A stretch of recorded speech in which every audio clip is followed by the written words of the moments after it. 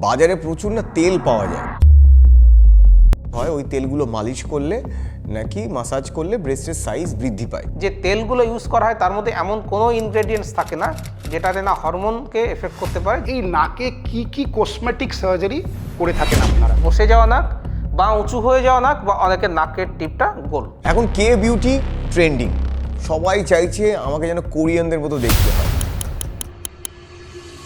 তো এটা পুরোপুরি অ্যাস্থেটিশিয়ানস যারা রয়েছেন বা বিউটি পার্লার যারা রয়েছেন তারাই এই জিনিসটাকে চালাচ্ছেন। কোনো একজন পড়াশুনো করা ডাক্তারবাবু কিন্তু এই ধরনের ব্যাপারগুলোকে এন্ডোর্স করবেন না। তো সিলিকন ইমপ্লান্ট কি সেটাই ডাক্তারবাবু বলবেন। আমরা ব্রেস্টটাকে চেস্টের থেকে এটাকে একটুখানি উঁচু করে নিই, করে নিয়ে তার তলা দিয়ে হচ্ছে ইমপ্লান্টটাকে রাখা হয়।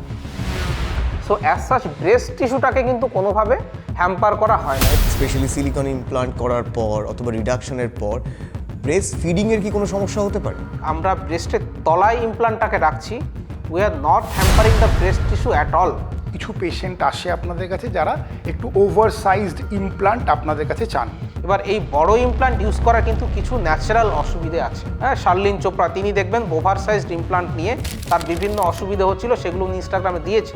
ইন্টিমেট সময় তার পার্টনার যদি টাচ করে তো সেক্ষেত্রেও নাকি ব্রেস্টের সাইজ বৃদ্ধি পায়। ওই আমাদের যে কোলাজেন্স থাকে সেটা এত নাজুক নয় যে আপনি ইন্টিমেট অ্যাক্টিভিটি করলে না সেটার সাইজটা বেড়ে গেল বা চেঞ্জ হয়ে গেল। লিপ ফিলার আপনি বললেন, মানে ঠোঁটে আপনারা ইঞ্জেকশন দেন, প্রচুর ব্যথা করে তো বলুন। হ্যাঁ, ব্যথা তো ডেফিনেটলি হওয়ার কথা। এই ব্রেস্ট রিডাকশন সার্জারি করার জন্য আপনারা কমনলি কোন বয়সের পেশেন্ট পেয়ে থাকেন? 30% পেশেন্ট আসেন যারা কিন্তু 20s বা 30s, যাদের বিয়েও হয়তো হয়নি। সার্জারি করার ফলে সবাই কেমন কেমন একটা জমজ হয়ে যাচ্ছে, মানে সবাইকে দেখার মধ্যে একটা কেমন ইউনিফর্মিটি চলে এসছে। তো আমাদের প্রত্যেকেরই আইডেন্টিফিকেশনের মার্কসগুলো আলাদা আলাদা থাকে। এবার আমরা যখন সেগুলোকে ওভার অগমেন্টেশন করে ফেলি তখন আপনার নিজস্বতা হারিয়ে যায়। তো এই কাউন্সিলিংয়ের সময় আপনারা কি কি দেখেন এবং পেশেন্টকে কিভাবে বোঝান? এই অনেকে দাগ নিয়ে আসেন, আমি বলি আমার দেখুন আমার এখানে কাটা দাগ রয়েছে, আমি নিজের দাগ ঠিক করতে পারি না, আপনার দাগ কি ঠিক করবো? অনেকেরই বেলি ফ্যাট থাকে এবং সেইগুলো আপনারা কিভাবে রিমুভ করেন? এটা খুব সাধারণ উদাহরণ দিয়ে যদি বলি, বালিশের মধ্যে ধরুন তুলো রয়েছে, কিছুটা তুলো আমি বের করে দিলাম। আচ্ছা, আপনারা যে চর্বিগুলো টেনে বার করেন মানুষের দেহ থেকে, ওই চর্বিগুলো কোনো কাজে লাগান না? ঘুগনি ফুগনিতে দিয়ে দিলেন? না না না, হ্যাঁ। Injection. হাই, আমি সায়ন। হাই, আমি Kushal. Welcome to injection podcast. এবং আজকের পর্বের শুরুতেই আপনাদের সবাইকে জানাই আন্তর্জাতিক নারী দিবসের অনেক অনেক শুভেচ্ছা। এবং এই নারী দিবস উপলক্ষে আজকের পর্বটি উইমেন স্পেশাল, রাদার তাদের সৌন্দর্যায়ন স্পেশাল। কিভাবে? একদম। মানে দেহের অঙ্গ বা থোবড়া যদি হয়ে যায় ছোবড়া, যিনি সার্জারি করে যিনি সার্জারি করে সেগুলো করে দেন বিউটিফুল অ্যান্ড ফাইন, তিনি আমাদের আজকের অতিথি ডক্টর জয়ন্ত বাইন। দারুণ ইন্ট্রোডাকশন। আচ্ছা, ডাক্তারবাবুর সাথে আপনাদের অলরেডি আলাপ হয়ে গেছে। এবার আজকে নারী দিবসে অনেক ছেলেরাও এই পর্বটি দেখবে, তো তারা বলবে এ কি সবসময় সৌন্দর্য বললেই খালি নারীদের নিয়েই কথা হয়, আমাদের নিয়ে কি কোনো পর্ব নেই? অলরেডি একটা পর্ব রয়েছে, তোমরা ডেসক্রিপশানে গিয়ে দেখতে পারো। তো শুরু করবো ডাক্তারবাবু।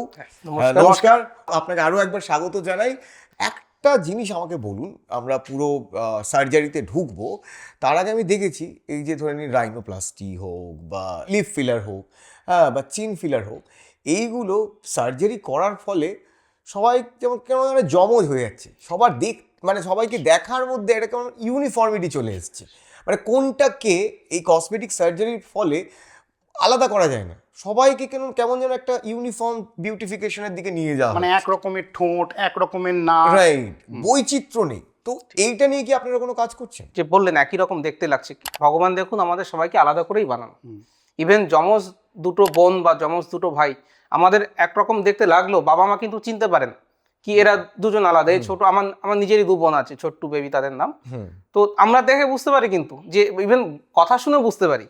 তো আমাদের প্রত্যেকেরই আইডেন্টিফিকেশনের মার্কসগুলো আলাদা আলাদা থাকে। এবার আমরা যখন সেগুলোকে ওভার অগমেন্টেশন করে ফেলি তখন আপনার নিজস্বতা হারিয়ে যায়। এবার নিজস্বতা হারিয়ে যাওয়ার পরে ছাঁচে ফেলা একই ধরনের গড়ন চলে আসে।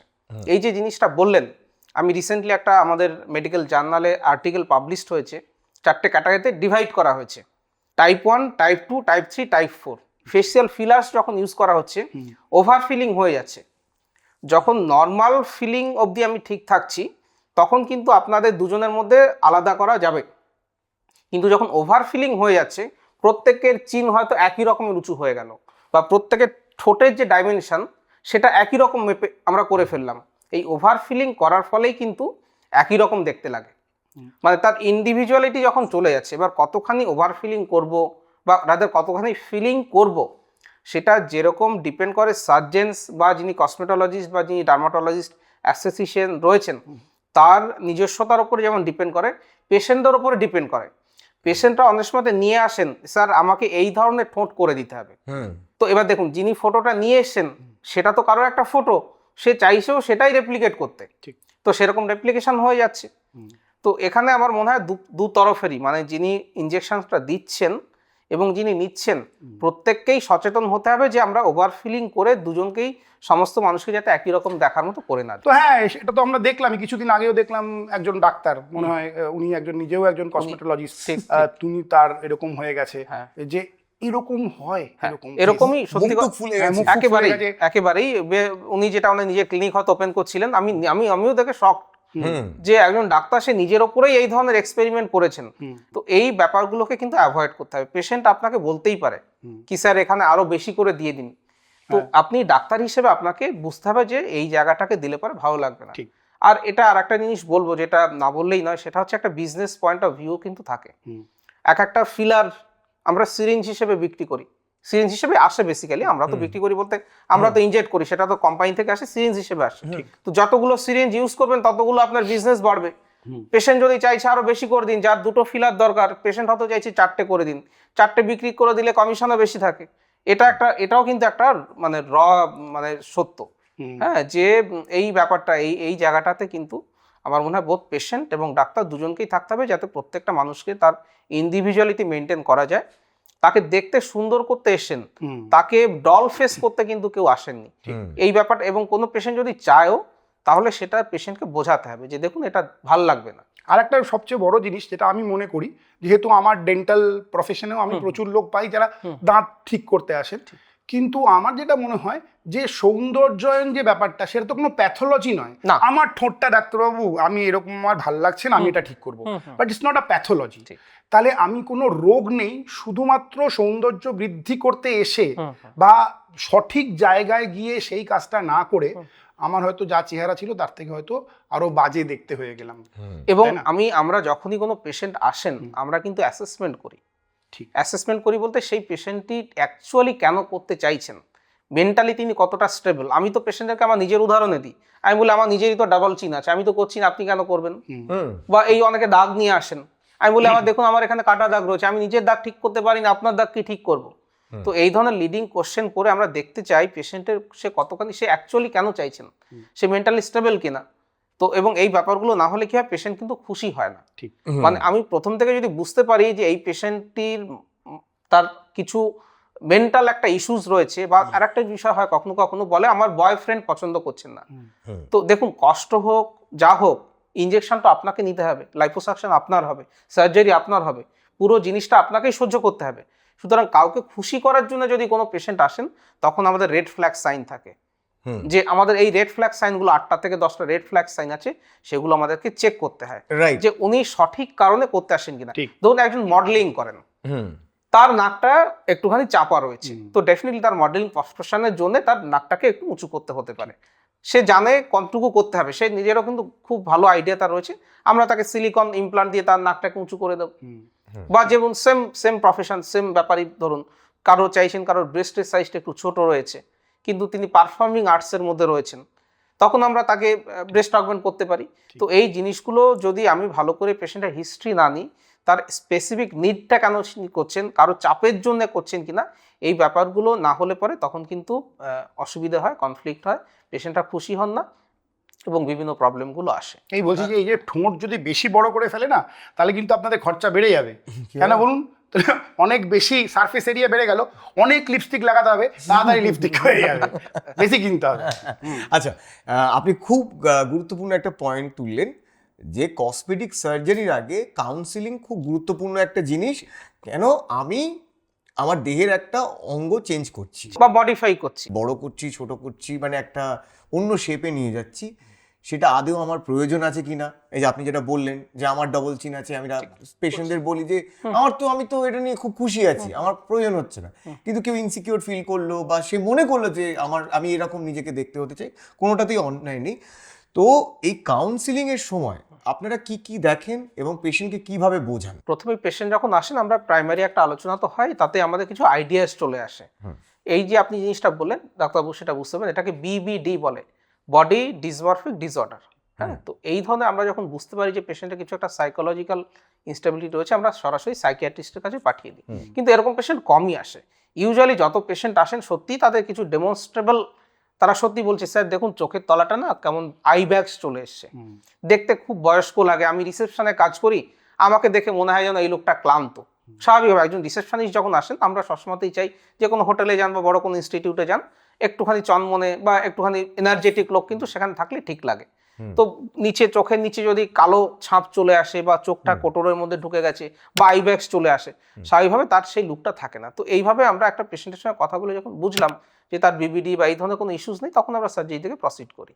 আর যখন মনে হচ্ছে এই ধরনের প্রবলেম রয়েছে, সেই পেশেন্টকে ডেফিনেটলি তার বাবা মাকে বা তার গার্জিয়ানকে ইউজুয়ালি সঙ্গেই আসেন, তাদেরকে আমরা সাইকোলজিস্টের কাছে পাঠিয়ে দেওয়ার পরামর্শ দিই। আর এর সবসময় যে সাইকোলজিক্যাল সেটাও নাও হতে পারে, হয়তো সত্যিই কোনো দেখা গেল যে কোনো একটা তার একটা ডিফর্মিটি আছে, সেটা দেখা যায় ছোট্ট একটা সার্জারি করে সেটাকে যদি ঠিক করে নেওয়া যায়। 90% ক্ষেত্রে কোনো অসুবিধাই, মানে সাইকোলজিক্যাল কোনো প্রবলেম থাকে না।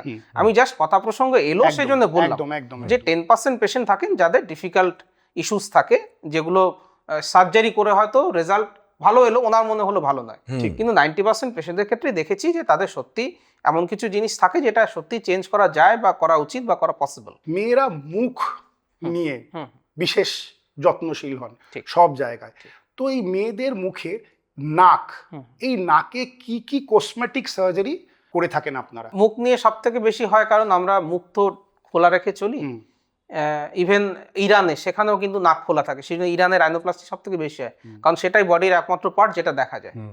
তো রাইনোপ্লাস্টি যেটা আমরা বলছি, রাইনোপ্লাস্টির কসমেটিক রাইনোপ্লাস্টি স্পেশালি আমাদের দেশে 3 ধরনের পেশেন্ট আমরা পেয়ে থাকি। কিছু পেশেন্ট আসেন, কিছু মেয়েরা আসেন যাদের নাকটা একটুখানি নিচু বা সাদা বাংলা আমরা মোচা নাক বলি, তো তারা চান অগমেন্টেশন করতে। এটা একটা গ্রুপের পেশেন্ট আসেন, নাকটাকে উঁচু করতে, একটা নাকটাকে শার্প করতে, হ্যাঁ উঁচু করতে, কারণ তার ভলিউমটা বা হাইটটা অনেকটা কম, ফেসের হিসেবে অনেকটা কম, একটা গোল্ডেন মেজারমেন্ট থাকে তো সেই হিসেবে কম, আমাদের সেটা মেজারমেন্ট করার উপায় রয়েছে। কিছু পেশেন্ট আসেন যাদের ন্যাজাল হাম থাকে। রিসেন্টলি আমাদের একজন বাংলার সিরিয়ালের নায়িকা আমি খেয়াল করলাম ইনস্টাগ্রামে, সে কিন্তু নাকের এই জায়গাটায় সার্জারি করিয়েছেন, ওনার এই জায়গাটা উঁচু ছিল, সেটাকে উনি নিচু করিয়েছেন। কে সেটা আপনারা কমেন্ট করে জানান, কন্টেস্ট চলছে। খুব বেশি ছিল না, তার অল্পই ছিল। আর 3 নম্বর যেটা আসে, অনেকে নাকের সামনের টিপটা, যেমন সায়নের টিপটা, নাকের টিপটা ভীষণ না খুব সুন্দর, সুন্দর, আচ্ছা। হ্যাঁ, কিন্তু ডাক্তারবাবু নাকটা বলছি আমার তো গোল কিছুটা, হ্যাঁ বালবাস, এইটাই বলে স্যার গোল নাক, এটাকে অনেকেই চাপা বা করতে আসেন। তো এই 3টে ধরনের প্রসিজিয়ার্স আসে, এই 3টে সার্জিক্যালিও করা যেতে পারে, কিছু কিছু পজিশনস, কিছু কিছু নন সার্জিক্যালি করা যেতে পারে। সার্জিক্যালি তো কেটে করা বা সেখানে সিলিকন ইমপ্লান্ট দিয়ে আমরা হাইটটাকে বাড়াতে পারি। কিছু কিছু পেশেন্ট আসেন যাদের একটু তাড়া থাকে, ধরুন সার্জিক্যালটা একটা ডাউন টাইম থাকে, 8 দিন 10 দিন 1 সপ্তাহ একটা ডাউন টাইম থাকে, সেই ব্যাপারটা সে দিতে পারছে না, কিন্তু ইনস্ট্যান্ট রেজাল্ট লাগবে, তখন আমরা নজাল ফিলার দিয়ে থাকি। ফিলারও অনেকটাই কাজ হয়ে যায়, কিন্তু ফিলারের অসুবিধা হচ্ছে যে এটা সারা জীবনের জন্য নয়, এটা 8 মাস থেকে 1 বছর 1.5 বছর অবধি থাকে। তারপরে আপনাকে ডেফিনেটিভ যে প্রসিজিয়ারটা রয়েছে, সিলিকন অগমেন্ট বলুন বা টিপ প্লাস্টি বলুন বা রিডাকশন হাম রিডাকশন বলুন, সেই পার্টটা আপনাকে তখন করিয়ে নিতে হবে। এটাই নাকের মেইন যে 3টে ব্যাপার থাকে।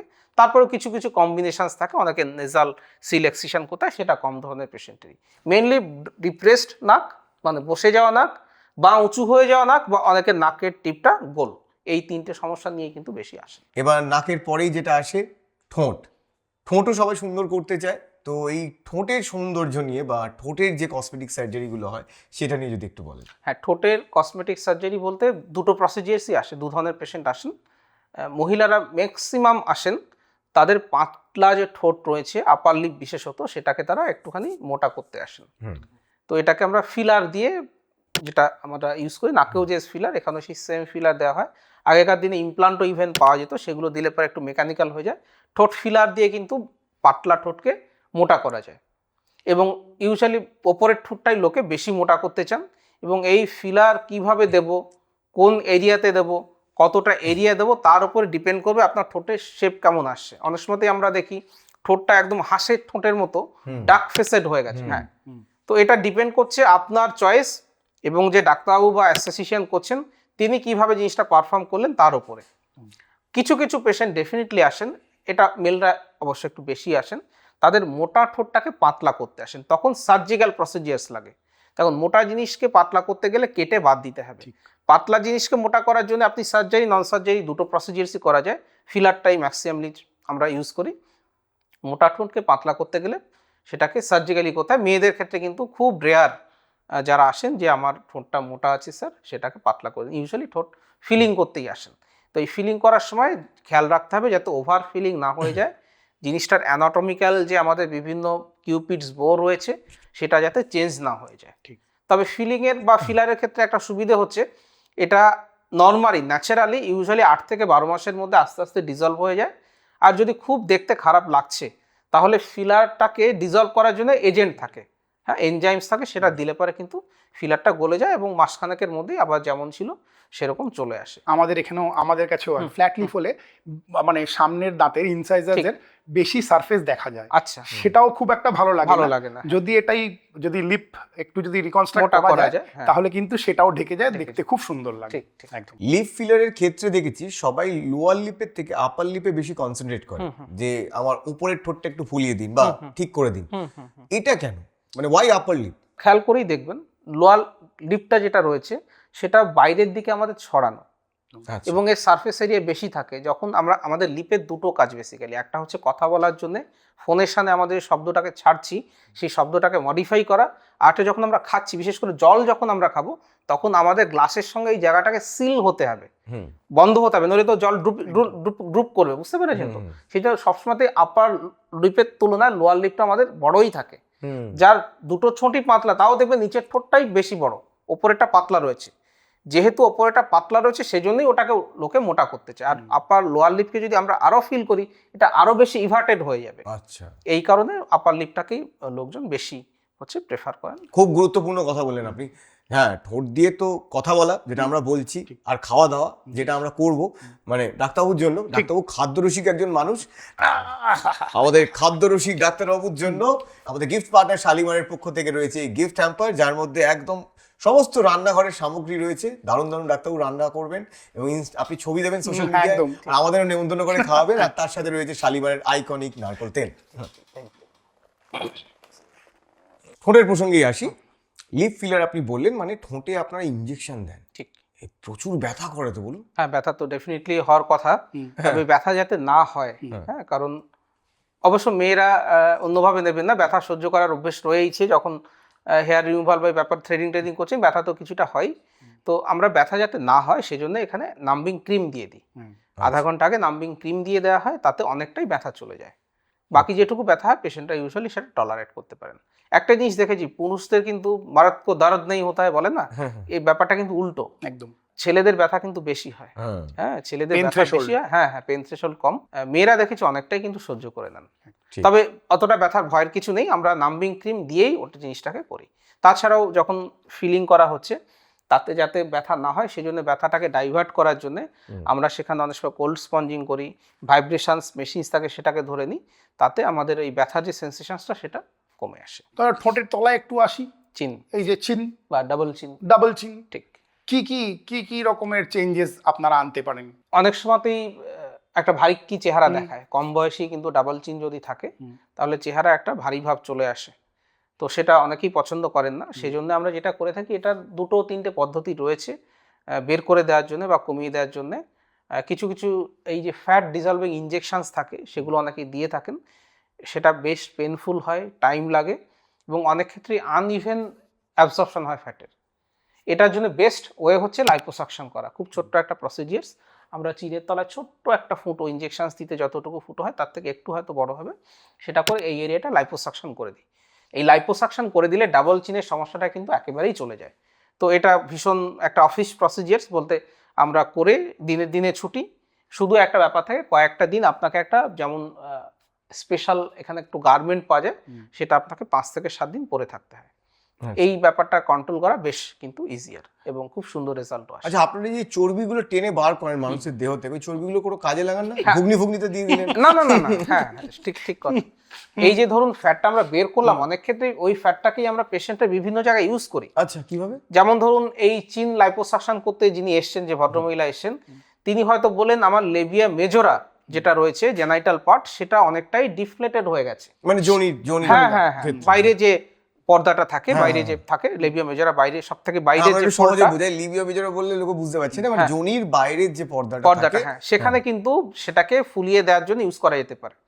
বা অনেক সময়তেই আসেন তাদের এই যে চিন এরিয়াটা রয়েছে বা নেজোলেবিয়াল ফোল্ড রয়েছে, সেটা প্রমিনেন্ট হয়ে গেছে। যে ফ্যাটটা আমরা এখান থেকে বের করলাম, সেটাকে মেশিন থাকে আমাদের আলাদা, সেটা দিয়ে সেন্ট্রিফিউজ করে সেটাকে পিউরিফাই করে এখানে ইনজেক্ট করে দেওয়া হয়। সেটা এবারে এখান থেকে ইউজুয়ালি দেখা গেছে চিন এরিয়া থেকে 60 থেকে 120 ml এর কাছাকাছি ফ্যাট বেরিয়ে আসে। তো পেশেন্ট যদি চান এবং যদি ডেফিনেটলি দরকার থাকে, তাহলে আমরা পেশেন্টের বডিতে যেখানে ফ্যাটটা কমে গেছে সেখানে কিন্তু জিনিসটাকে ইনফিলট্রেট করা যেত। নারী সৌন্দর্য নিয়ে কথা হচ্ছে, তো নারী সৌন্দর্যের একটি গুরুত্বপূর্ণ পার্ট হচ্ছে স্তনের সৌন্দর্য। তো এই স্তনের সৌন্দর্য নিয়ে এবার আমরা ডিপ ডাইভ করব, আপনারা কিভাবে এই সৌন্দর্যায়ন করেন ট্রিটমেন্টের মাধ্যমে। তার আগে আপনি আমাকে বলুন, সবার আগে তিনটে যে পার্ট আছে সেটা একটু আমাদের দর্শকদের জন্য সহজে বুঝিয়ে বলুন। অগমেন্টেশন, লিফট আর রিডাকশন। প্রথমে আসি অগমেন্টেশন। ব্রেস্ট অগমেন্টেশন আপনারা কিভাবে করেন? আপনার যে কোশ্চেন্সটা আমি একটু দেরিতে উত্তর দেব, সেটা হচ্ছে যে আমরা যেমন দেখবেন দুর্গা পুজো হয় বা যে কোনো পুজোতে প্রথমে আমাদের প্রতিষ্ঠা করতে হয়, তেমনি ব্রেস্ট নিয়ে প্রথমেই যদি আমরা কথা বলি, প্রথমেই বলবো ব্রেস্ট হচ্ছে মাতৃত্বের প্রতীক।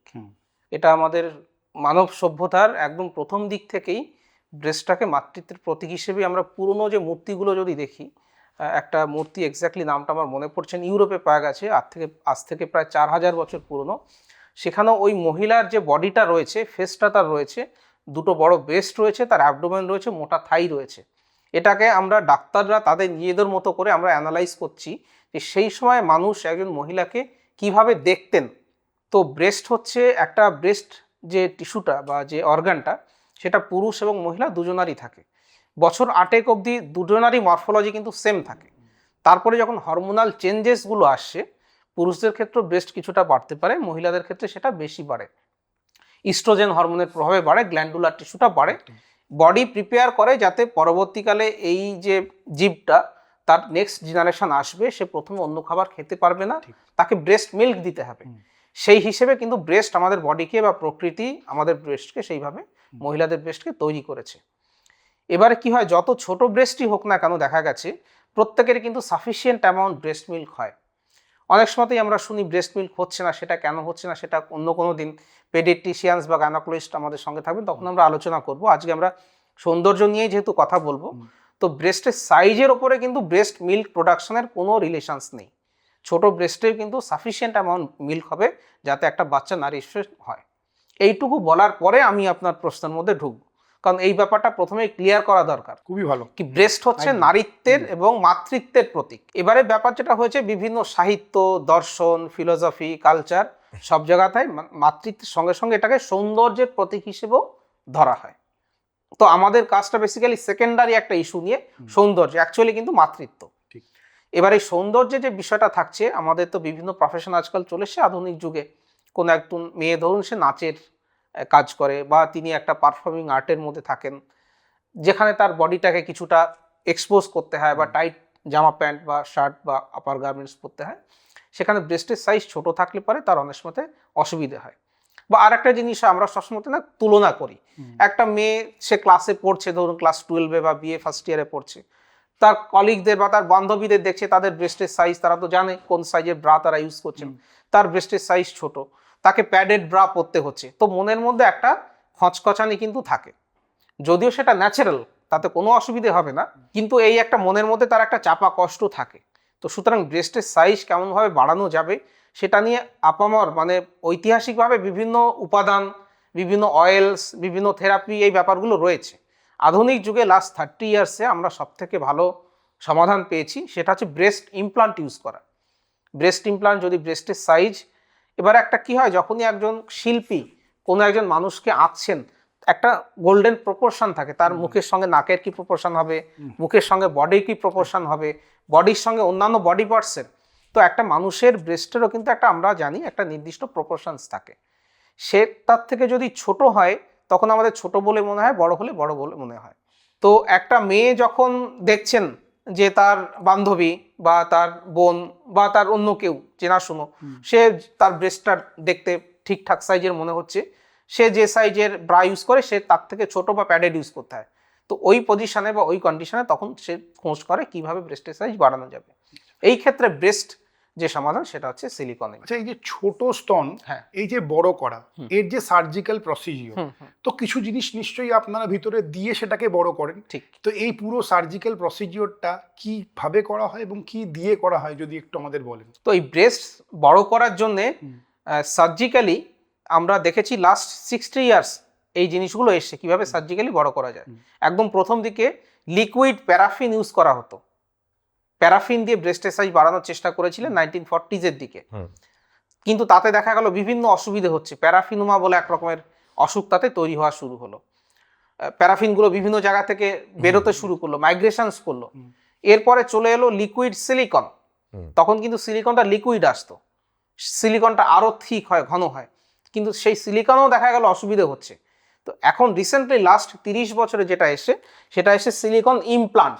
হ্যাঁ, এইটার কথা আপনারা প্রচুর শুনেছেন। আমার মনে হয় যখনই ব্রেস্ট সার্জারির কথা হয়, সিলিকন ইমপ্লান্ট খুব কমনলি ইউজড একটা টার্ম এবং একটা পদার্থ আপনারা শুনে থাকেন। তো সিলিকন ইমপ্লান্ট কি সেটাই ডাক্তারবাবু বলবেন। হ্যাঁ, যেটা বললাম লিকুইড সিলিকন ইনজেক্ট করা হতো।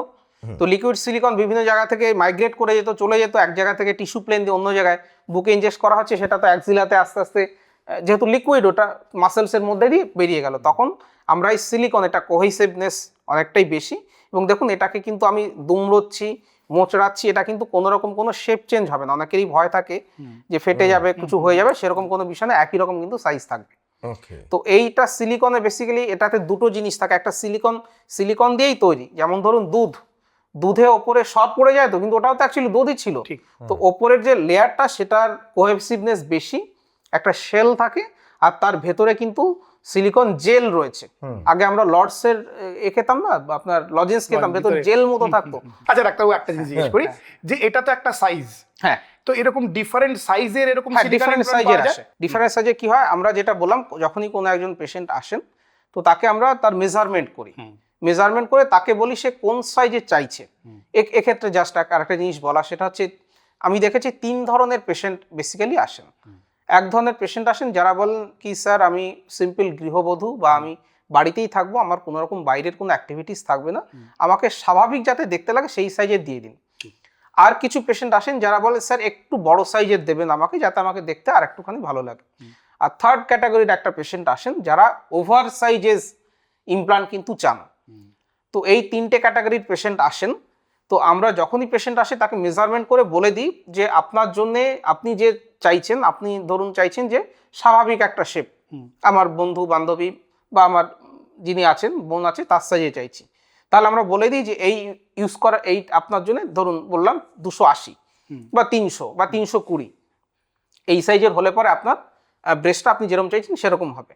তো এটা যেমন আমরা একটা মেজারমেন্ট করি, মেজারমেন্ট করে তো আমি বুঝতে পারলাম উনি অ্যাকচুয়ালি কতটা ফিল করবেন, সেটা করার জন্য আমাদের কাছে প্রস্থেটিক ব্রেস্ট থাকে। যেমন সেটাও আমি আপনাদেরকে দেখাচ্ছি, এটা হচ্ছে সেই প্রস্থেটিক ব্রেস্ট। তো ধরুন একজন মহিলা এলেন বা একজন তরুণী এলেন, তিনি তার একটা ব্রেস্টের সাইজ রয়েছে, তো আমরা বললাম এটা 400 ভলিউম এই ইমপ্লান্টটা, তাহলে তাকে আমরা আমাদের ফ্রি সাইজ ব্রা থাকে সেটা পরিয়ে ব্রায়ের তার ব্রেস্টের ওপরে এই জিনিসটাকে আমরা প্লেস করে দিই। আচ্ছা, প্লেস করে দিয়ে আমরা বলি আপনার ধরুন 200 রয়েছে, আমি আরও 400 এই দিলাম, এবার আপনার 600 হলো। এবার আপনি 600টাকে আয়নার সামনে দাঁড়িয়ে দেখুন, আমাদের কাছে টি শার্টও থাকে, পাতলা টি শার্ট পরে দেখুন আপনার কেমন মনে হচ্ছে। তখন উনি বললেন স্যার 400টা একটু বেশি মনে হচ্ছে, আপনি এক কাজ করুন পাশের ব্রেস্টে 350 দিন। তাহলে একদিকে আমরা এগুলো আমার কাছে থাকে, বিভিন্ন সাইজের রয়েছে, তখন আমরা দিয়ে দিলাম, তাতে পেশেন্টের বুঝতে সুবিধা হয়। আমি তো ব্যাপারটা বুঝেই গেছি, মানে জামা কাপড় ফিট ট্রাই করার জন্য একদম। তো একদিকে 400 অন্যদিকে 350 দিলাম, উনি যেমন আমরা ট্রায়াল করি জামাটা ফিট হচ্ছে কিনা, হ্যাঁ এরকম দেখে পেশেন্টই বলে দেয় কি স্যার আমার এই সাইজের লাগবে। তো পেশেন্ট তখন যেটা বললেন আমিও তাকে বললাম, সেটা বলে একটা মিউচুয়াল কনসেন্ট, মানে একটা যখন আসলাম আমরা তখন বললাম, আমি ওনাকে বলে দিলাম যে দেখুন 400 দিলে আপনাকে ঠিকঠাক লাগছে, এর থেকে বড় দিলে বেশি বড় লাগবে। তো এইভাবে আমরা জিনিসটাকে ট্রায়াল করে নিয়ে তারপরে এটা সার্জারির সময় কনসালটেশনের দিনেই কিন্তু এই প্রক্রিয়াটা হয়ে যায়। তখন আমি প্রেসক্রিপশনে লিখে দিই ওনার জন্য এই সাইজের ইমপ্লান্টটা লাগবে বা উনি এটা চুজ করেছেন, তারপরে সার্জারির দিন আমাদের যে ইমপ্লান্টগুলো সেই সাইজে থাকছে সেটাকে কিন্তু ইউজ করা হয়। এই যে 280, 300, 400, 350 এটা বলছেন, এটা অ্যাকচুয়ালি ইউনিটটা কি এর? CC CC. সিসি হ্যাঁ CC. CC is what? CC মানে যেমন litre, cubic centimetre, cubic cubic centimetre. Centimetre. হ্যাঁ, ইমপ্লান্টের পেছনে এই যে দেখছেন এই জায়গায় কিন্তু লেখা থাকে এখানে কোন কোম্পানির ইমপ্লান্ট, কত সিসি, কত প্রজেকশন, কত ভলিউম, সমস্ত কিছু এখানে লেখা থাকে। ব্রেস্টের ক্ষেত্রে রিয়েল লাইফে দুটো এক সাইজের হয় না, মানে আমাদের পাও যেমন, হ্যাঁ, পায়ের আমাদের পাতাও। বডির বেসিক্যালি শুধু ব্রেস্ট নয়, আমাদের বডির প্রত্যেকটা অর্গান আমাদের দুটো হাফ কিন্তু ইকুয়াল না, Right. প্রায় 30% ডিফারেন্স থাকে। এবং আমি জানি না, আমাদের হয়তো একটু প্রসঙ্গান্তরে চলে যাচ্ছি, আমরা বাই অকুলার ভিশন করি তো, দুটো চোখ দিয়ে আমরা দেখি। আপনি কখনো চেষ্টা করেছেন একটা চোখ দিয়ে শুনছে সুতো পরাতে? পারবেন না। আমাদের দুটো চোখ প্রায় 15 থেকে 20 ডিগ্রি আলাদাভাবে রয়েছে, তো দুটো চোখ একটা বস্তুকে আলাদা আলাদাভাবে দেখে। আমাদের ব্রেন সেটাকে জটিল কম্পিউটার রয়েছে, সেটাকে কম্পিউটিং করে দেখে যে ধরুন এটা এক্স, এটা ওয়াই, তার মানে এক্স এবং ওয়াই এর মাঝখানে হচ্ছে অ্যাকচুয়াল জায়গাটা। তো সেই জন্য আমাদের নেচার বডিটা দুটো হাফকে দুরকম বানিয়েছে। আমরা দুটো দিকে একই রকম হলে পারে কিন্তু আমরা কাজ করতে ভীষণ অসুবিধা হবে। তো তেমনি আমাদের ব্রেস্টের মানে বডির বিভিন্ন পার্টি কিন্তু দুদিকে দু রকমের হয়। যখন আপ টু 10% থেকে 25% অব্দি ডিফারেন্স থাকে, অতটা চোখে আসে না। কিছু কিছু ফিমেল পেশেন্ট কিন্তু ডেফিনেটলি আসেন যাদের দুদিকের ব্রেস্ট দুরকম, একদিকের ব্রেস্ট যথেষ্ট বড়, অন্যদিকের ব্রেস্ট সেই তুলনায় যথেষ্ট ছোট, তারাও কিন্তু আমাদের কাছে আসেন। সেটাই that is a very difficult condition to treat. তখন আমাদের দুদিকে দুই সাইজের আলাদা আলাদা ইমপ্লান্ট করতে হয়। ইভেন এরকম হয়েছে একটা দিকে আমরা ব্রেস্ট লিফট করেছি, অন্যদিকে আমরা অগমেন্ট করেছি, দুদিকে সম্পূর্ণ দুটো আলাদা প্রসিজিয়ার্স করে আমরা তাকে চেষ্টা করেছি মোরাললেস 90%-এর বেশি ম্যাচিং যাতে করা যায়। হালকা 10%, 15% নর্মালি ডিফারেন্স থাকে, ইউজুয়ালি সেটা চোখে বোঝাও যায় না, খুব সূক্ষ্মভাবে মেজারমেন্ট করলে বোঝা যায়। কিন্তু যখন 20%-এর বেশি হয়ে যাচ্ছে তখন কিন্তু ডেফিনেটলি তখন তাদের ক্ষেত্রে চ্যালেঞ্জটা আবার একটু অন্যরকম। এই যে ব্রেস্ট অগমেন্টেশন সার্জারি বা এই স্তনের মধ্যে সিলিকন ইমপ্লান্ট দিয়ে যে আপনারা স্তন বৃদ্ধি করেন, এই যে সার্জারি, সবার কাছে 2-3টে প্রশ্ন খুব কমনলি আসে। একটা হচ্ছে কতদিন লাগবে এটা হিল হতে, কতদিন এটা পুরোপুরি সময় লাগে।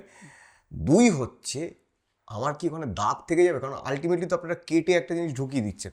প্রথমেই যে জিনিসটা ক্লিয়ার করা দরকার সেটা হচ্ছে ব্রেস্টে কিন্তু যে আমরা ইমপ্লান্টটা ঢোকাই সেটা কিন্তু ব্রেস্ট টিস্যুর মধ্যে আমরা কিন্তু ঢোকাই না, কারণ breast tissue is composed of fat, এবং তার থেকে বেশি ইম্পর্টেন্ট সেখানে গ্ল্যান্ডুলার টিস্যু থাকে যেখানে মিল্ক আসবে।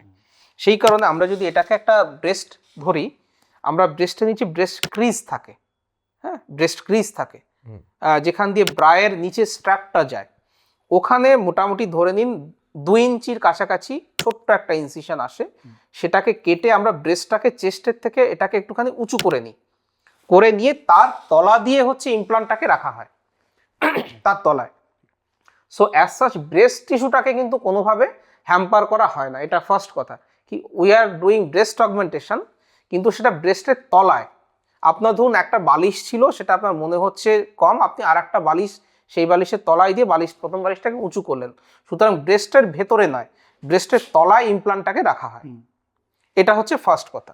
তো এই ইমপ্লান্টটাকে ডেফিনেটলি ঢোকাতে গেলে দেখুন এটা যথেষ্ট বড়, তো এটাকে আমাকে ঢোকাতে গেলে ইউজুয়ালি দেখা গেছে 300 সিসির ইমপ্লান্ট যদি আমরা ইউজ করি তাহলে আমাদের 2.5 ইঞ্চের মতো, 2 থেকে 2.5 ইঞ্চের মতো ছোট্ট করে একটা কাটিং করতে হয়। এবং এই স্কার কতটা হবে সেটা ডিপেন্ড করে সেই পেশেন্টের স্কারিং টেন্ডেন্সি রয়েছে কিনা সেটার উপরে। ইউজুয়ালি ব্রেস্টের তলায় স্কার ভীষণ কম হয়, তার কারণ হচ্ছে সেখানে আমরা মেটিকুলাস সুচারিং করি এবং ওখান দিয়ে যেহেতু ব্রাশ স্ট্র্যাপ যায়, স্ট্র্যাপ হচ্ছে স্কারকে প্রেস করে সেটাকে খুব বেশি বৃদ্ধি হতে দেয় না। সুতরাং স্কার নিয়ে কোনো চিন্তার কিছু নেই। আর আজকালকার দিনে যাদেরই ছোট ব্রেস্ট থাকুক, প্রচুর মেয়েরাই সার্জারিটা করছেন, সুতরাং তার বয়ফ্রেন্ড বা হাজব্যান্ড যদি জিজ্ঞেস করেন তাকে বলে দিলেই হবে, কারণ এটা কোনো নিষিদ্ধ কোনো সার্জারি বা এরকম গোপন কোনো বিষয় নয় যে তাকে আটকে রাখতে হয় বা না বলা যাবে। তো এই আজকালকার দিনে মেয়েরা নিজেরা যথেষ্ট তাদের নিজেদের পায়ে দাঁড়িয়েছে, সে তার নিজের সিদ্ধান্ত নিতে পারে। যদি কোনো বয়ফ্রেন্ড এরকম খুঁতখুত করছেন, আমার মনে হয় সেই বয়ফ্রেন্ড বললে না একটা একটা বেটার অপশন হ্যাঁ, সিলিকন ছুঁড়ে মারো মুখে। একেবারে। এই silicone ও না, ও না, না। আর একটা যেটা আপনি জিজ্ঞেস করেছিলেন যে কত সময় লাগে বা কি ব্যাপারটা, ব্রেস্ট অগমেন্ট সার্জারি করতে অ্যারাউন্ড 45 মিনিট থেকে 1 ঘন্টার কাছাকাছি সময় লাগে। এটা একটা ডে কেয়ার প্রসিডিয়ার্স, মানে আপনি সকালে, আমি যেমন আমার ক্লিনিকে সকালে 8টায় পেশেন্টরা এসে ভর্তি হয়, ভর্তি কাগজপত্র টত্র এই সমস্ত ঠিক করতে 1 ঘন্টা মতো লেগে যায়, 1 ঘন্টা 40 মিনিট মতো লাগে। তারপর আমরা অ্যানাস্থেশিয়া দিয়ে সার্জারিটা করি, সার্জারিটা করতে ধরুন সব মিলিয়ে 1.5 ঘন্টা লাগলো। 1.5 ঘন্টা লাগার পরে তো 8টায় ভর্তি হলে 10টায় আমরা ওটি শুরু করি, 11:30টার মধ্যে ওটি শেষ হয়ে যায়।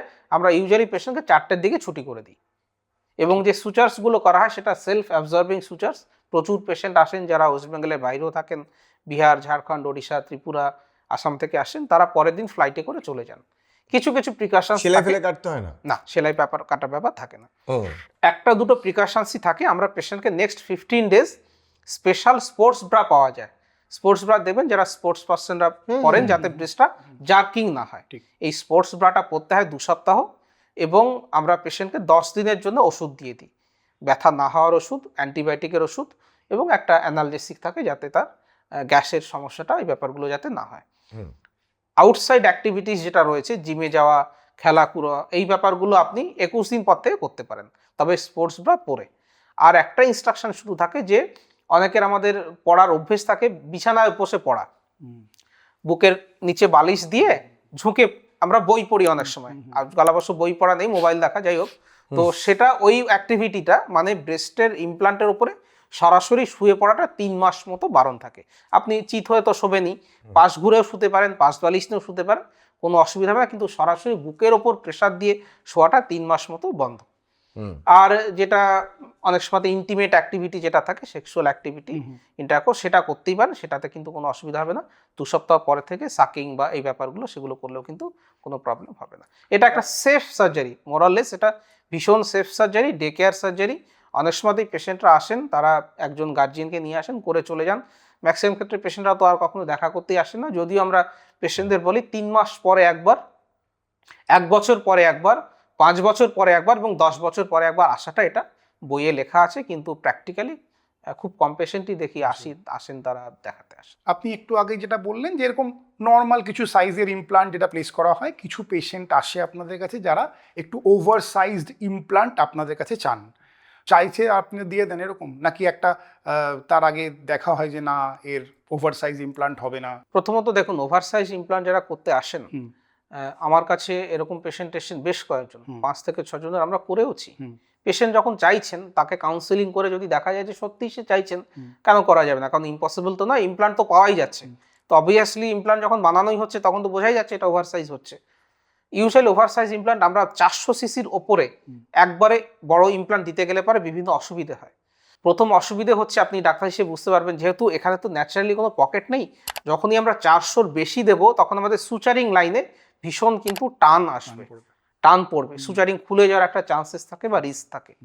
তো যখনই কোনো পেশেন্ট ওভার সাইজ ইমপ্লান্ট চাইছেন, আমরা 400 সিসির বেশি প্রথমবারে দিতে চাই না।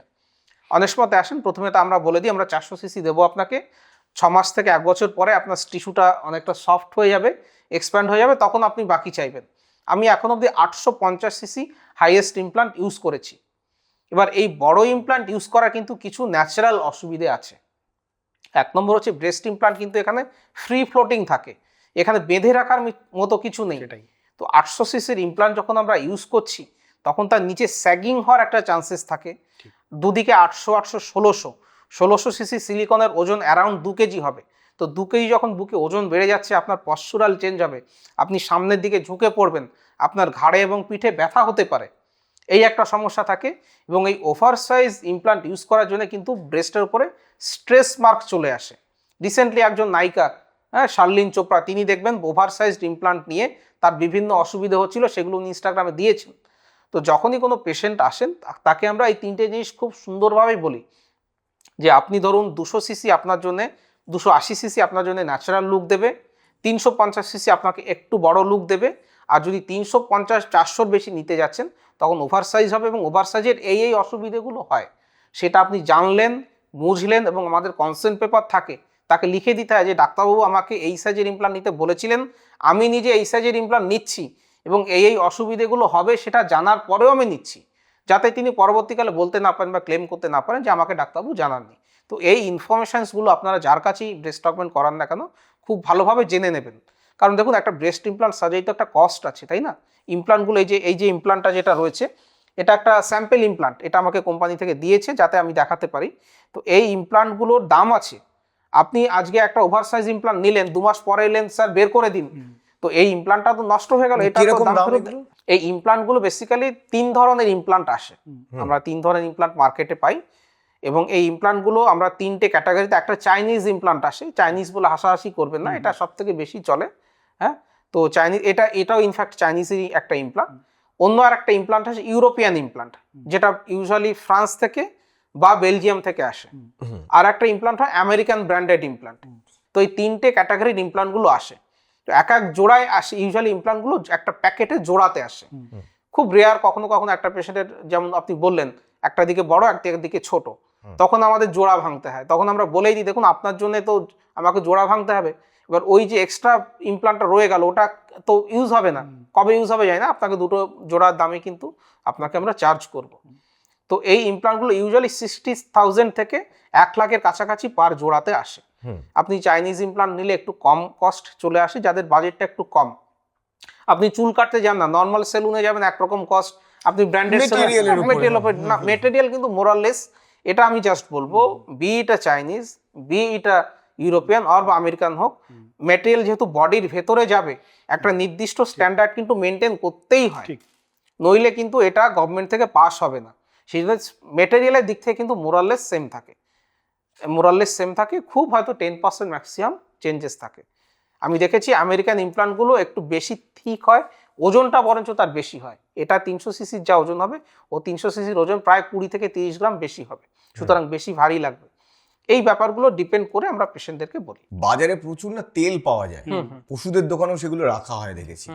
ওই তেলগুলো মালিশ করলে নাকি মাসাজ করলে ব্রেস্টের সাইজ বৃদ্ধি পায়, এটা কতটা সত্যি? এবং আরো একটা মানুষের ভয় থাকে ইন্টিমেট সময় তার পার্টনার যদি টাচ করে তো সেক্ষেত্রেও নাকি ব্রেস্টের সাইজ বৃদ্ধি পায়, অথবা এরকমও হতে পারে যদি ইমপ্রপার মানে রেশিওতে হয়, মানে টাচ করে তার পার্টনার, একটা বড় ছোটও হয়ে যেতে পারে।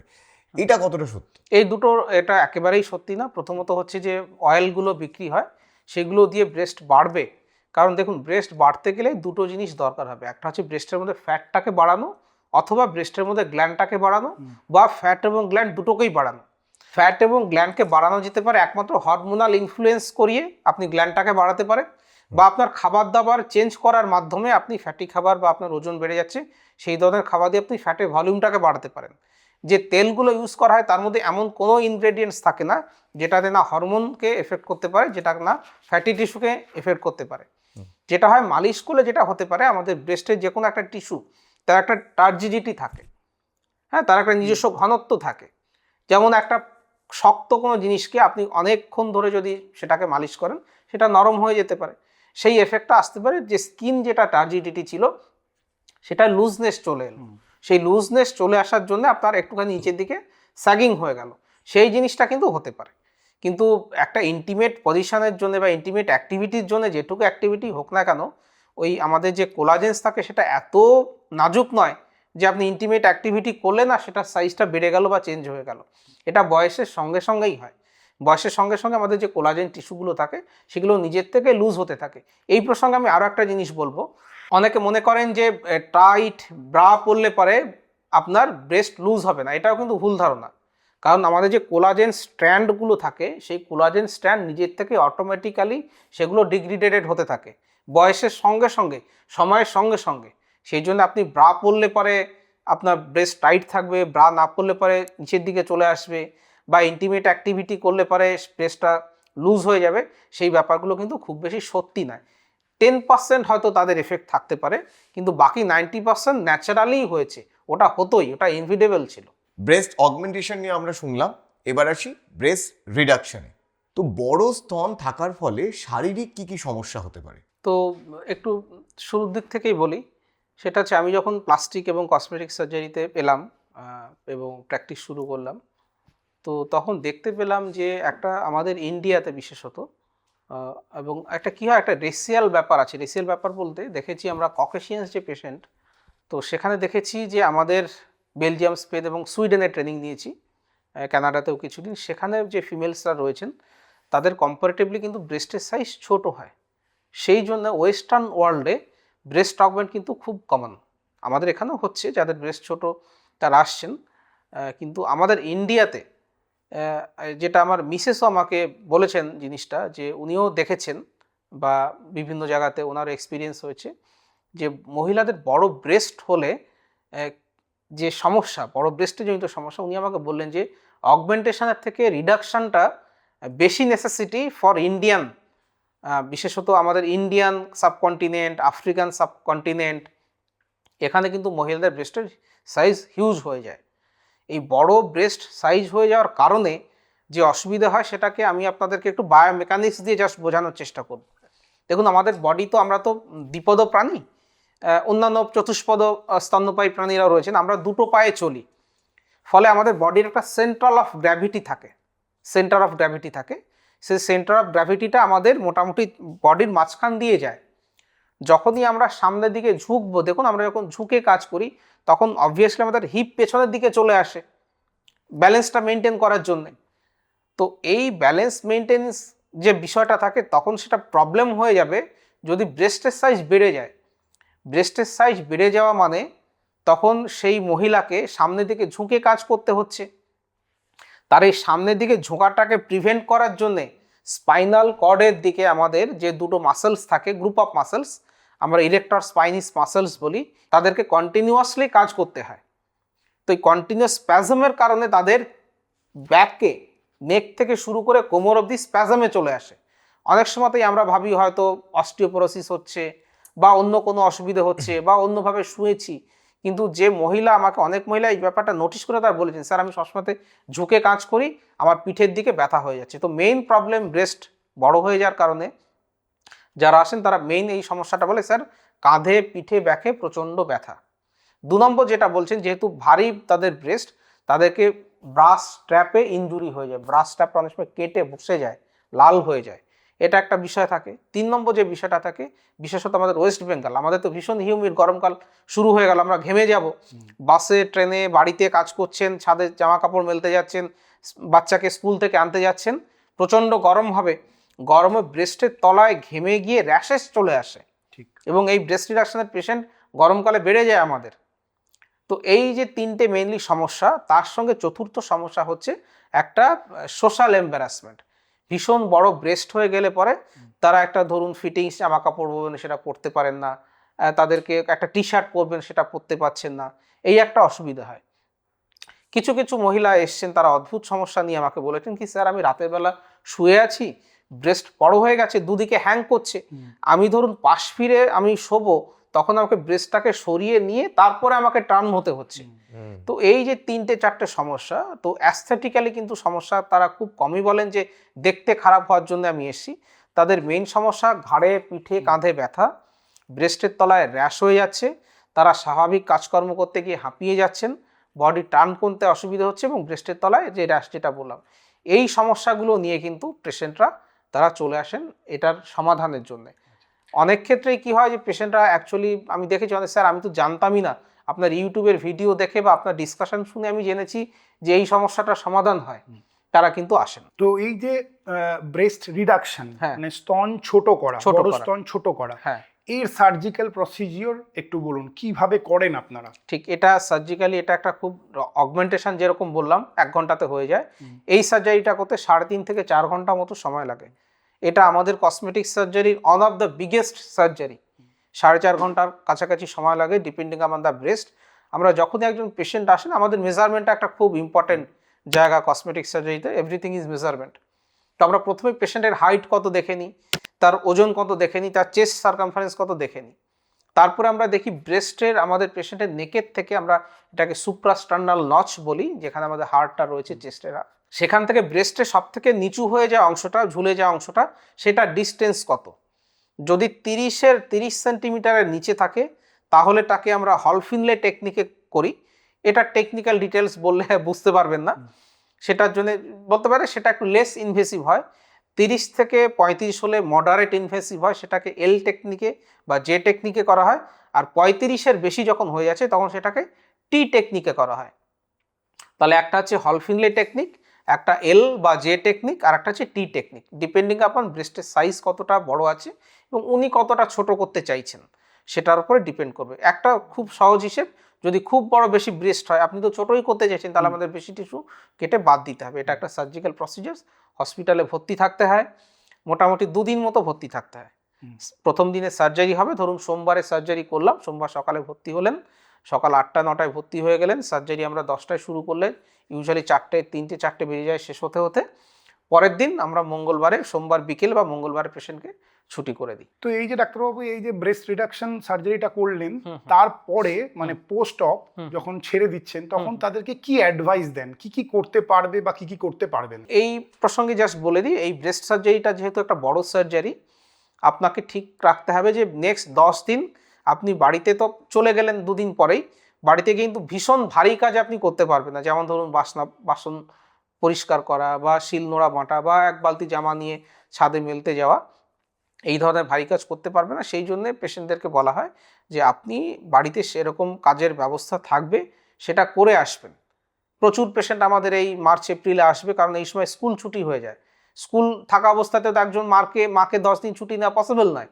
হ্যাঁ, তো ওই সময়টায় তারা আসেন, তারা এই সার্জারিটা করাতে আসেন। এই ব্রেস্ট রিডাকশন সার্জারি করার জন্য আপনারা কমনলি কোন বয়সের পেশেন্ট পেয়ে থাকেন? আচ্ছা, আমার কাছে যে পেশেন্টরা আসেন, আমি যদি শতকরা হিসেবে ধরি, আপনারা শুনলে আশ্চর্যই হবেন, 30% পেশেন্ট আসেন যারা কিন্তু 20s বা 30s, যাদের বিয়েও হয়তো হয়নি। কারণ দেখা গেছে ব্রেস্ট বড় হয়ে যাওয়ার যে বিষয়টা জীবনে ইউজুয়ালি 2 থেকে 3টে সময় মানে পেশেন্টদের হয়। একটা হচ্ছে টিন বা 20s যখন হরমোনাল চেঞ্জেসগুলো হচ্ছে, তখন অনেকেরই থাকে যাদের ফ্যামিলিতে তার মায়ের বা মাসির বা পিসিমিয়ার, তাদের হয়তো ব্রেস্টের সাইজ বড় ছিল, তারও সাইজটা বড় হয়ে গেল। সেকেন্ড গ্রুপের যে পেশেন্টটা আসেন, তাদের দেখেছি যে প্রেগনেন্সিতে আবার ব্রেস্টের সাইজ বাড়ে, কারণ breast has to B prepare for milk secretion, তখন আবার গ্ল্যান্ডটা বাড়ে। এবারে বাচ্চা হয়ে গেল, উনি ব্রেস্ট ফিডিং করালেন, কিন্তু ওনার ব্রেস্টের সাইজটা আর কমছে না, এটা একটা সেকেন্ড গ্রুপের পেশেন্ট। তার অ্যারাউন্ড 30% থাকেন এই ধরনের পেশেন্ট যারা পোস্ট প্রেগনেন্সি আসেন। বাকি অ্যারাউন্ড 30% পেশেন্ট আসেন যারা 40s পরে আসেন, যাদের ওভারঅল ওয়েট গেইন হয়েছে, যাদের বডির অন্যান্য পার্টেও ফ্যাট জমেছে, অ্যাবডোমেনে ফ্যাট জমেছে, থাইয়ে ফ্যাট জমেছে, সেই সঙ্গে ব্রেস্টেও ফ্যাট জমেছে। তো এই 3টে গ্রুপের পেশেন্টরাই কিন্তু আসেন, এবং এই 3টে গ্রুপের পেশেন্টদের ক্ষেত্রে আমাদের অ্যাপ্রোচটা একটু ডিফারেন্স হয়। বিশেষ করে যাদের বিয়ে শাদী হয়নি, আমাদের ব্রেস্টের যখন সাইজ বাড়ছে, দেখবেন আমরা যখন মাংস ধুচ্ছি, দেখবেন ফ্যাটগুলো ওপরে ভাসে, মাংসটা প্রোটিনটা কিন্তু নিচে চলে যায়। ব্রেস্টে কিন্তু ফ্যাটও থাকে, প্রোটিনও থাকে। ফ্যাটি টিস্যুটা চারিদিকে থাকে, আর প্রোটিন টিস্যুটা বেসিক্যালি কোর টিস্যু হিসেবে থাকে। এই প্রোটিন গ্ল্যান্ড কিন্তু প্রোটিন, এটার কারণেই মেইনলি ওজনটা বাড়ে। খুব গুরুত্বপূর্ণ প্রশ্ন, যে এই যে ব্রেস্ট সার্জারির পর, স্পেশালি সিলিকন ইমপ্লান্ট করার পর অথবা রিডাকশনের পর ব্রেস্ট ফিডিং এর কি কোনো সমস্যা হতে পারে? হ্যাঁ, এটা একটা ভীষণ ইম্পর্টেন্ট বিষয়, কারণ যেটা আমি প্রথমেই ভিডিও শুরুতেই বলেছি যে ব্রেস্ট হচ্ছে মাতৃত্বের পরিচয়, কারণ তাকে ব্রেস্ট ফিডিং করাতে হবে বাচ্চাটাকে। এটা খুব দরকার, বেবির জন্যও দরকার, কারণ বেবির সব থেকে বেটার ফুড হচ্ছে মায়ের দুধ, এবং সেই মহিলার জন্য এই কারণে দরকার। আমরা দেখেছি, স্টাডিতে দেখা গেছে যারা ব্রেস্ট ফিডিং করান তাদের ব্রেস্ট ক্যান্সার কম হয়। হ্যাঁ, এটা একদম প্রতিষ্ঠিত সত্য। সুতরাং দুজনের দিক থেকে কিন্তু ওটা উপকারী। সুতরাং ব্রেস্ট ফিডিং করাতে পারবেন কিনা, অগমেন্টের ক্ষেত্রে প্রথমেই বলে নিই, আমরা অগমেন্ট যেহেতু আমরা ব্রেস্টের তলায় ইমপ্লান্টটাকে রাখছি, we are not hampering the breast tissue at all. Breast টিস্যুটাকে কোনো কাটাছেঁড়া করা হচ্ছে, ব্রেস্টের তলায় ইমপ্লান্টটা রাখলাম, সেই জন্য মা হতে বা ব্রেস্ট ফিডিং করাতে ব্রেস্ট অগমেন্টে কোনো অসুবিধে হয় না। কিন্তু ব্রেস্ট রিডাকশনের ক্ষেত্রে যেহেতু আমরা ব্রেস্টের কিছুটা পার্ট, বোথ গ্ল্যান্ড এবং ফ্যাট কেটে আমাদের বাদ দিতে হচ্ছে রিডাকশন করার জন্যে বা লিফট করার জন্যে, সেই জন্য যেহেতু কিছুটা অংশ চলে গেল, সেই অংশটাকে থেকে তো আর মিল্ক হবে না। সেই অংশটাতে যেহেতু মিল্ক হবে না, যে অংশটা থাকছে কতটা অংশ আমরা রাখবো সেটা ডিপেন্ড করে পেশেন্টের এজের ওপরে। যদি একজন 20s বা 30s পেশেন্ট আসছেন যার ফ্যামিলি এখনো কমপ্লিট হয়নি বা বিয়ে করেনি, তাদের ক্ষেত্রে আমরা ব্রেস্টের নিপিল অ্যারিওলার তলে সেই পরিমাণ টিস্যু রেখে আসি যাতে একটা ব্রেস্ট মিল্ক হয়ে একটা বাচ্চাকে নারিশমেন্ট করতে পারে। তার ব্রেস্টের মিল্কটা হয়তো কম হবে, তার মা মাসি বা তার বোনের যতটা মিল্ক হয়েছে ততটা হয়তো হবে না, কিন্তু যে পরিমাণ হবে that will be sufficient for the baby. এটা আমাদের মাথায় রাখতে হয়। আর যাদের ধরুন 40-এর ওপরে ব্রেস্ট সার্জারি রিডাকশন করতে এসছেন, তাদের ফ্যামিলির ব্যাপার থাকে না, তারা বলেন ডাক্তারবাবু যতটা ছোট করা পসিবল করে দিন, তাদের ক্ষেত্রে আমরা ততটা ছোট করি। তাদের ক্ষেত্রে তো মিল্ক প্রোডাকশনের ইস্যুটা কিন্তু থাকে না। আচ্ছা, এই যে অগমেন্টেশন বা রিডাকশন, এই যে ব্রেস্ট সার্জারি আপনারা যা করেন, এটা করার পরে কি নিপল সেন্সেশনে কোনো চেঞ্জেস আসতে পারে? এটা একটা ভীষণ ইম্পর্টেন্ট প্রশ্ন। ব্রেস্ট অগমেন্ট যখন আমরা করি, নিপিলের যে সেন্সেশনসটা থাকে সেটা চারিদিক থেকে নার্ভগুলো আসে। নিপিলটা একটা সেন্ট্রাল পয়েন্ট আমাদের থাকে। অগমেন্টেশনে খুব বেশি চেঞ্জেস আসে না। কিছু কিছু পেশেন্টদের দেখেছি তারা বলেন প্রথম 2-3 মাস কি স্যার সেন্সেশনটা হালকা একটু কমে গেছে, অ্যারাউন্ড 10% পেশেন্ট বলে থাকেন। অ্যারাউন্ড 5% পেশেন্ট বলেন স্যার ওভার সেন্সিটিভিটি হয়ে গেছে। বাকি ধরুন 85% পেশেন্ট বলে একই রকম রয়েছে। এবার বেড়েই যাক বা কমে যাক, ইউজুয়ালি সেটা 2 থেকে 6 মাসের মধ্যে ন্যাচারাল চলে আসে। কিন্তু রিডাকশনের ক্ষেত্রে ডেফিনেটলি নিপিল সেন্সেশন কিন্তু চেঞ্জ হয়।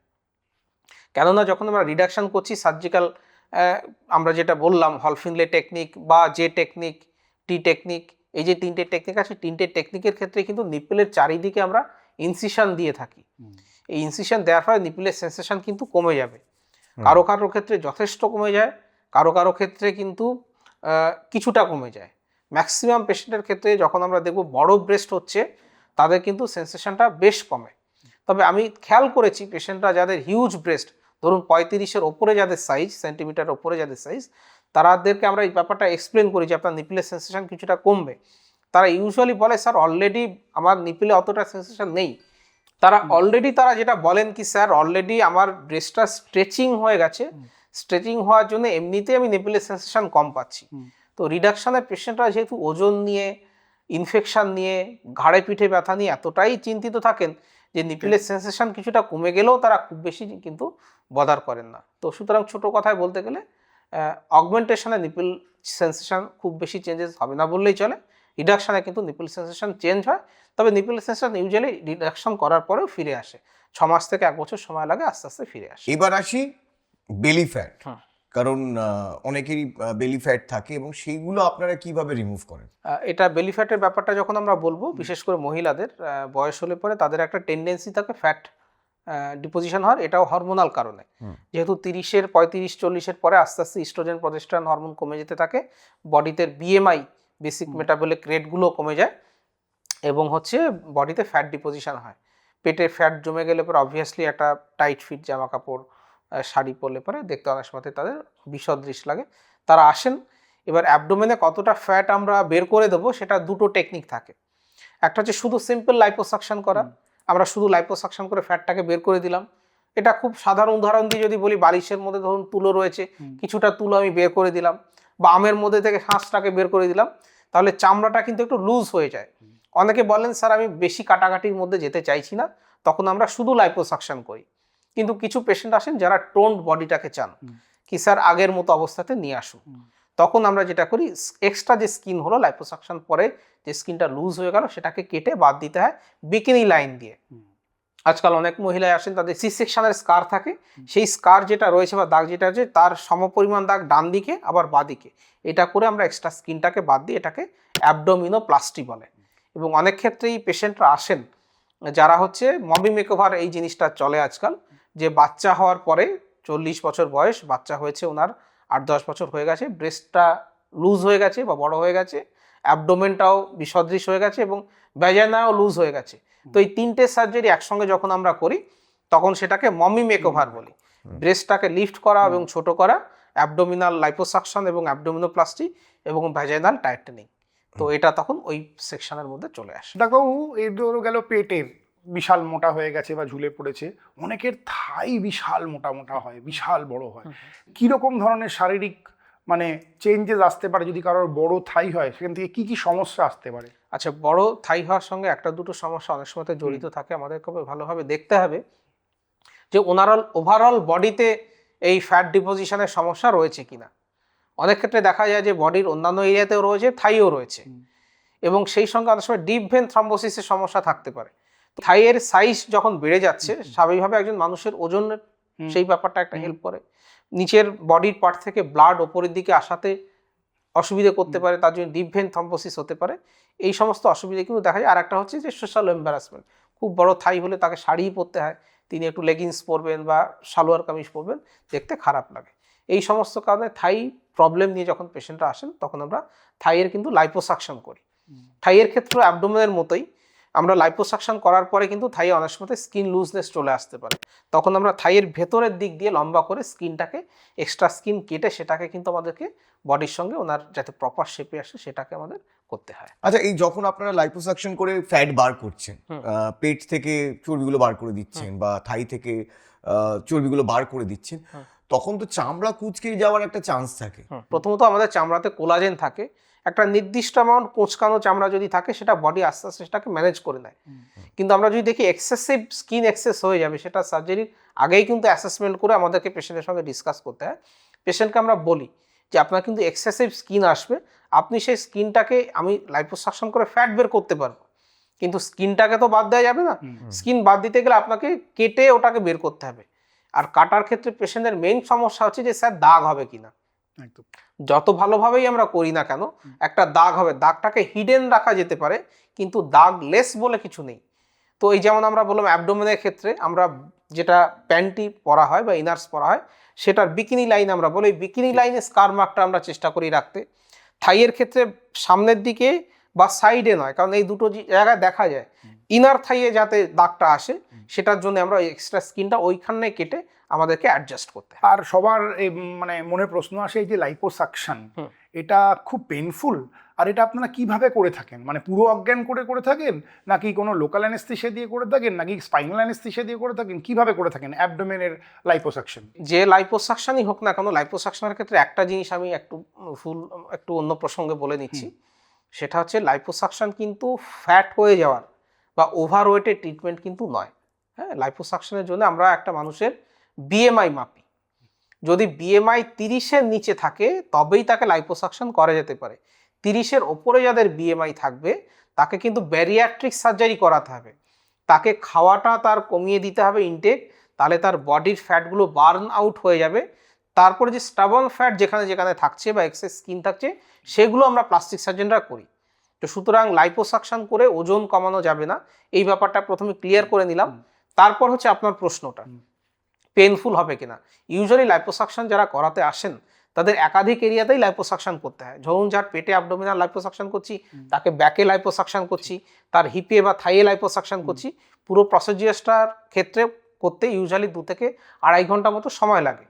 এবং এতটা যে সার্জারি হচ্ছে সেই সার্জারিটা করার জন্য আমরা পেশেন্টকে ইউজুয়ালি ফুল অ্যানাস্থেসিয়া দিয়ে দিই, কারণ উনিও 2.5 ঘন্টা ধরে 3 ঘন্টা ধরে একটা বেডে কাউকে স্পাইনাল অ্যানাস্থেসিয়া দিয়ে শুয়ে রাখাটা ইজ ভেরি ডিফিকাল্ট। তাছাড়া পজিশন চেঞ্জ করতে হয়। এই সমস্ত দিক থেকে দেখতে গেলে জেনারেল অ্যানাস্থেসিয়াতে আমরা সার্জারি করি। যেহেতু জেনারেল অ্যানাস্থেসিয়াতে সার্জারি করা হবে আপনার ক্ষেত্রে কিন্তু কোনো ব্যথা হবে না।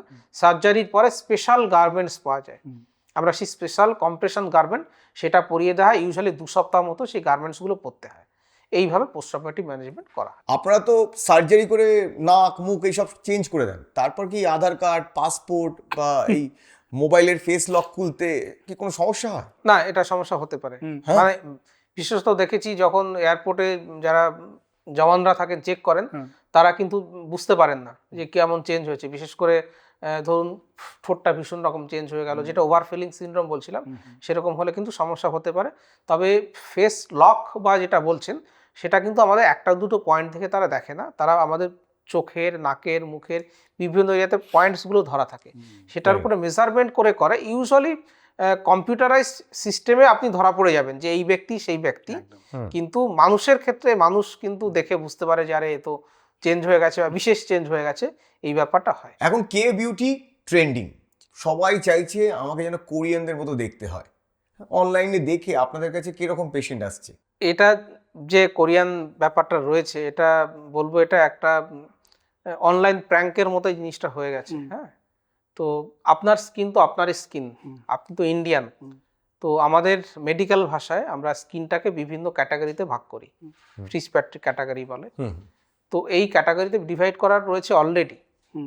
তো আপনার স্কিনের যে কোয়ালিটি সেটা আপনার দেশের, আপনার টেম্পারেচার, আপনার এনভায়রনমেন্ট, আপনার জেনেটিক্স এটার উপরে ডিপেন্ড করে। সেটাকে আপনি ডিজিটালি এডিট করতে পারেন, সেটাকে চেঞ্জ করা পসিবল নয়।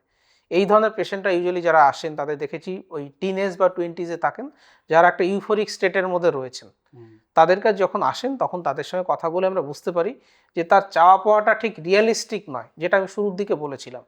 তো সেই কোরিয়ান যে বিউটি বা কোরিয়ান স্ট্যান্ডার্ড যেটা রয়েছে, আমি তো ইনস্টাগ্রামেও দেখছিলাম কেউ রিল বানিয়েছেন যে সে কোরিয়াতে গেছে, একজনও কোরিয়ান বিউটির মানুষ খুঁজে পাচ্ছে না, তারা সব নর্মাল মানুষের মতোই দেখতে।